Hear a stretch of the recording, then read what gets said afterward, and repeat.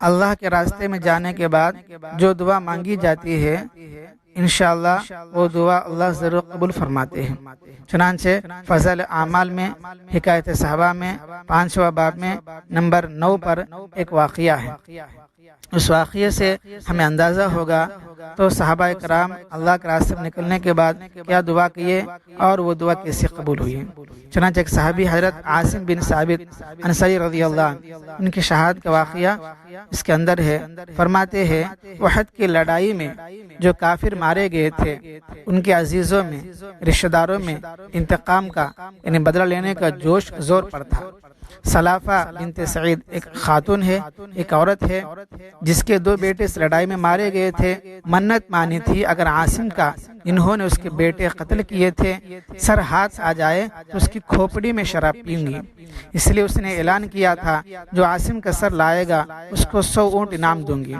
سفیان بن خالد کو اس لالچ نے آمادہ کیا وہ ان کا سر لانے کی کوشش کرے۔ چنانچہ اس نے چند آدمیوں کو مدینہ منورہ بھیجا۔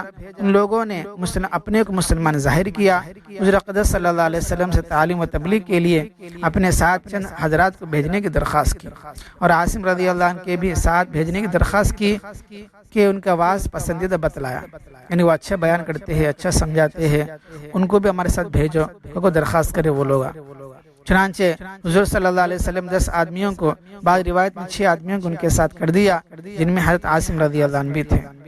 راستے میں جا کر ان لے جانے والوں نے بدحدی کی اور دشمنوں کو مقابلہ کے لیے بلایا۔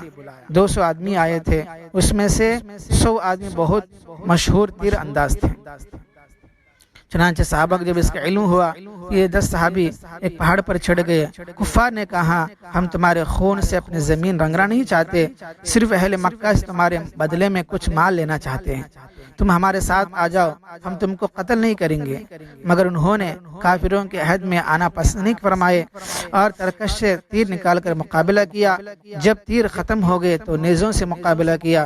حضرت عاصم رضی اللہ عنہ نے ساتھیوں سے جوش میں کہا تم سے دھوکہ کیا گیا، مگر گھبرانے کی ضرورت نہیں ہے، شہادت کو غنیمت سمجھو، تمہارا محبوب تمہارے ساتھ ہے اور جنت کی حوریں تمہارے منتظر ہے۔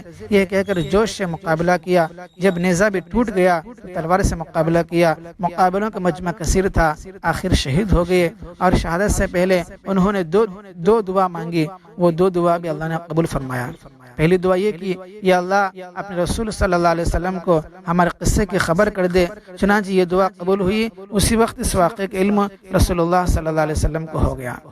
اور دوسری دعا چونکہ عاصم رضی اللہ عنہ یہ بھی سن چکے تھے سلافہ نے میرے سر کی کھوپڑی میں شراب پینے کی منت مانی ہے، اس لیے مرتے وقت دعا کی یا اللہ میرا سر کے راستے میں کاٹا جا رہا ہے تو ہی اس کے محافظ ہے۔ وہ دعا بھی قبول ہوئی۔ کیسا؟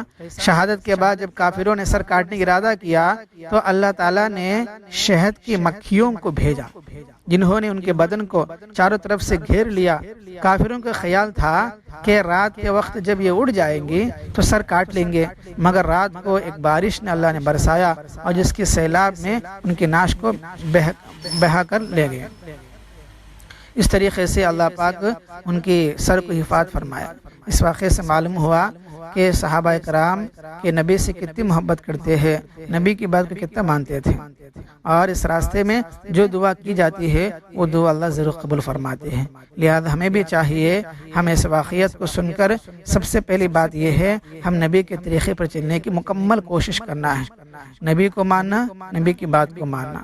اور دوسری بات یہ ہے اس راستے میں نکلنے کے بعد خود دعائیں کرنا، کیونکہ اس راستے میں نکلنے والوں کی دعائیں اللہ ضرور قبول فرماتے ہیں۔ اللہ تعالیٰ سے دعا ہے اللہ پاک ہم سب کو صحابہ کے نقش قدم پر چلنے کی توفیق عطا فرمائے، آمین۔